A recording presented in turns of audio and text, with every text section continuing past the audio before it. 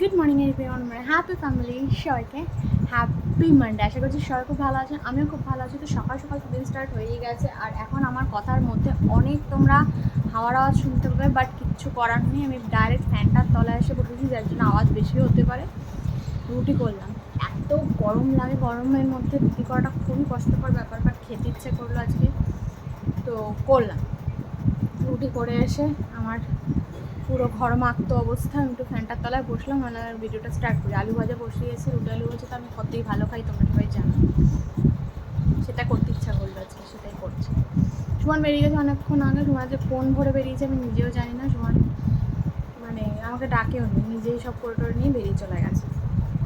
তো এখন বলছে আমি বেরিয়েছি, সকাল সকাল যখন ফিরবো তাহলে চলো আজকে মুভিটা দেখে আসি। কালকে অ্যাকচুয়ালি মুভি দেখার কথা ছিল, আমাদের সানডে ছিল কালকে, বাট কালকে বাবা মা এসেছিলো বলে আমরা আর বেরোইনি। বাট বলছে চলো আজকে যখন সুযোগ আছে আজকে দেখে আসি, রোজ রোজ তো তাড়াতাড়ি ফেরা হয় না, গিয়েছিলো তাড়াতাড়ি ফিরবো তাড়াতাড়ি। এখন এই বায় না 3:25 শো, আমি কখন কী করবো কিছু জানি না। দেখা যাক, ঝটপট করে আগে ব্রেকফাস্টটা করি, তারপর কী করছি না করছি সারাদিন তোমাদের শেয়ার করতে সাথে থাকো, দেখতে থাকো। আশা করছি আমাদের সাথে সারাদিন করতে তোমাদের খুব ভালো লাগবে। চল এখন দিনটাকে স্টার্ট করি। তো আমি চলে এসেছি হচ্ছে খাবার নিয়ে। আলু ভাজাগুলোর অবস্থা আজকে আমার কপালের মতোই, দেখতে পাচ্ছ পোড়া। আর একটু মানে ফ্যানের তলায় এসে বসেছি, এর মধ্যেই তো গিয়ে দেখছি তলায় ধরে গেছে। তেল অল্প দিই তো, বেশি তেল খাবো না বলে, যার জন্য আর এই অবস্থা। যাই হোক, এত গরম লাগছিল আমি আর ওখানে দাঁড়িয়ে থাকতে পারছিলাম না। হ্যাঁ কি খেয়ে নি, খিদে পেয়েছে খুব, একটু পেঁয়াজ হলে ভালো হতো। কাঁচা পেঁয়াজ কিন্তু কাটতে ইচ্ছে করছে না, এখন প্রচণ্ড খিদে পেয়ে গেছে। আমি খেয়ে নিই, হ্যাঁ তারপর কথা বলছি। জলটা দিয়ে যাই তাড়াতাড়ি করে, জলটা 2 দিন পাল্টানো না হলেই না বিচ্ছিরি হয়ে যায়।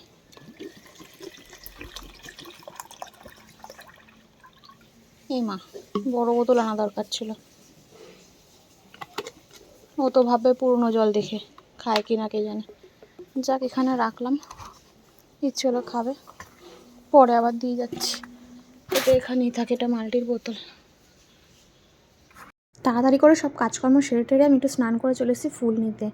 গরম যেই আবার বেড়েছে, ফুল পড়াও বেশি বন্ধ, মানে ফুল ফোটাও বেশি বন্ধ হয়ে গেছে। দেখো কি বিচ্ছিরি লাগে, খুঁজে খুঁজে এখন ফুল বের করতে হচ্ছে। একটা টাইমে গাছের পাতা দেখা যেত না, ফুলের সাদা হয়ে থাকতো, এখন খুঁজে খুঁজে আমাকে ফুল নিতে হচ্ছে। যাই হোক, তবু পাচ্ছি এই অনেক। আর বড় ফুল তো ধরে না ওই জায়গাটাতে, তাই ছোটো ছোটো ফুলগুলো গন্ধও সুন্দর আর দেখতেও ভালো লাগে। ওই ভেতরে 2টো ফুল রয়েছে, থাক এখন থাক। চলো ঠাকুরের কাছে যাই আগে।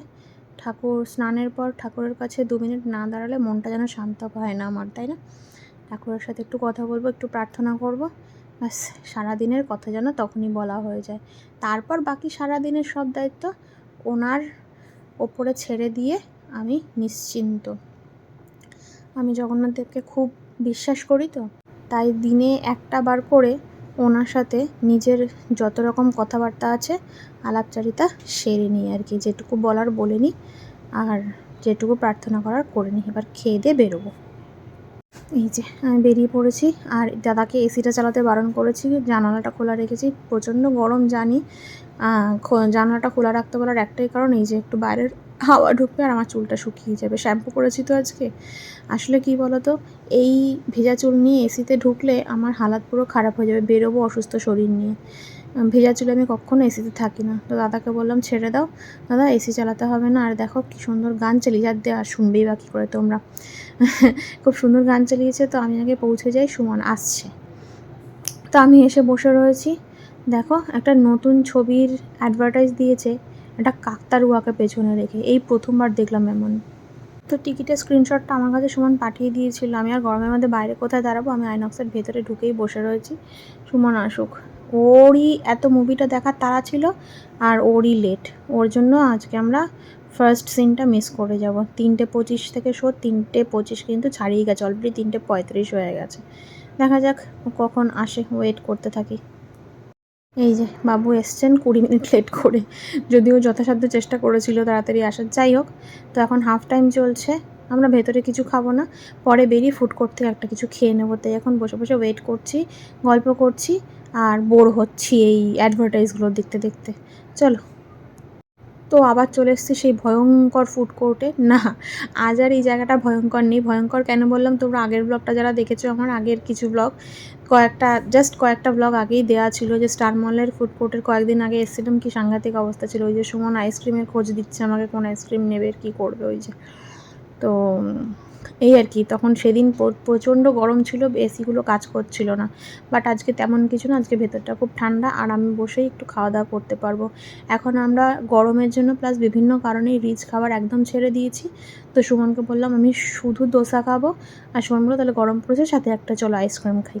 ব্যাস, এই ছিল আমাদের দোসাটার আমি প্রচণ্ড ভালো খাই। সাদা চাটনিটা, নারকেলের চাটনিটা আমার একদম ভালো লাগে না, সাম্বার দিয়ে আমি দোসাটা প্রচণ্ড ভালো খাই, কেন জানি না। এই যে ইয়াম্মি আইসক্রিম চলে এসছে, কি সুন্দর দেখতে না আইসক্রিমটা দেখতে যতটা সুন্দর, খেতে আমার ততটাই গা গুলিয়েছে কেন জানো, ক্রিমে পুরো ভর্তি ছিল। যাই হোক, চলো খাওয়া দাওয়া করে বাড়িতে গিয়ে কথা বলছি। সো বাড়িতে চলে এসেছি, আর ডিনারও কমপ্লিট করে নিয়েছি। বাড়িতে এসে আগে ফ্রেশ হলাম, ফ্রেশ হয়ে একটা পুরনো নরম নাইটি পরেছি। নাইটিটা থেকে বুঝতেই পারছো খুবই পুরনো, তাই জন্য আমি আগে থেকে ক্ল্যারিফাই করে দিলাম, নয়তো দেখে ভাবতে পারো হ্যাঁ এরকম একটা নাইটি পরেছে। হ্যাঁ, গরমকালে যত ভেতরে রাখা আলমারির ভিতরে যেগুলো পরা হয় না জীবনে, সেরকম নরম নরম জামা কাপড় বের করে পরার জন্য সারা বছর রেখে দিয়ে আমি স্টোর করে, গরমকালে পরবো বলে। তাতে কেউ যদি কিছু ভাবে, আমার তো কিছু করার নেই, আমি জানি এরকম আমার মতো অনেকেই পড়ে। তখন মানুষ ছেঁড়া না নরম না রং উঠে গেছে এসব দেখে না, তখন মানুষ একটু আরাম খোঁজে। আর এই নাইটিটা যত পুরনো হয়, সুতির জিনিস তো এত আরাম লাগে, একটু রংটা উঠে গেছে বাট স্টিল কাপড়টা এত সফট, এটা পরে যে কী আরাম। তো বাইরে থেকে এসে টায়ার্ড হয়ে এসে ফ্রেশ হয়ে এই নাইটি পরার মজাই আলাদা। যাই হোক, তো নাইটি নিয়ে অনেক গল্প বলে ফেললাম। এখন আসি মুভিটা তো ভালো হয়েছে, আমার তো খুবই ভালো লাগছে। তোমার ভালো লেগেছে মুভিটা? খুবই ভালো হয়েছে, সত্যি ভালো হয়েছে মুভিটা। আর তোমরা গিয়ে ডেফিনেটলি দেখতে পারো, কিন্তু আমরা লাস্টের দিকে গেছিলাম, তাই না? এখন আর মনে হয় চলবে না বেশি দিন, তাই না মুভিটা? আজকেই হল অলমোস্ট ফাঁকা, কারণ অনেক দিন আগে রিলিজ করেছে। আমরা এতদিন পরে সুযোগ হলো বা গেলাম, বাট সত্যিই মুভিটা দেখার মতো মুভি। সুমন বলছিলাম প্রথমে, রাজি হচ্ছিলাম না, বাট সত্যিই খুব ভালো মুভি, তোমরা অবশ্যই দেখতে পারো। এখন তো আমরা ফোনেও খুব তাড়াতাড়ি মুভিগুলো পেয়ে যাই, বা বিভিন্ন সাইটে পেয়ে যাই, তো সেখান থেকে নিয়ে ডেফিনেটলি তোমরা একবার হলেও দেখো, মুভিটা খুব ভালো। এই আর কি। আর বাকি রইল গরম, আজকে প্রচণ্ড গরম। তা এখন একটু চলো ভিডিওটা এখানেই শেষ করি, রেস্ট নিই, ঘুমোই। দেখা হচ্ছে আবার নেক্সট কোনো এক্সাইটিং ব্লগে তোমাদের সাথে। নেক্সট ডেতে দেখা হচ্ছে কোনো এক্সাইটিং ব্লগে। ততক্ষণ সবাই ভালো থেকো, সুস্থ থেকো, সাবধানে থেকো। তাই তুমিই বলো সব। Good night, tata. সামনে এসে পেছনের থেকে গন্ডগোল পাকায় খালি কথার মধ্যে। Good night, tata. বডিটা ফেলতে পারলে বাঁচে আর কি। যাই হোক, তো এই আর কি, আজকে ছোটো ব্লগটা কেমন লাগলো জানিও। আজকে ব্লগ করার কোনো প্ল্যান ছিল না, হঠাৎ করে হবে না, ছোটো হলো কী হয়েছে, একটু শেয়ার করি, এই আর কি। চল, ভিডিওটা ভালো লাগিয়ে দিও, চ্যানেলটাকে সাবস্ক্রাইব করে দিও, আর যারা ফেসবুক থেকে দেখছো তারা পেজটাকে প্লিজ ফলো করে দিও, আর একটা লাইক দিতে। চলো দেখা হচ্ছে নেক্সট ব্লগে। ততক্ষণ ভালো থেকো, সুস্থ থেকো, সাবধানে থেকো। Good night, tata.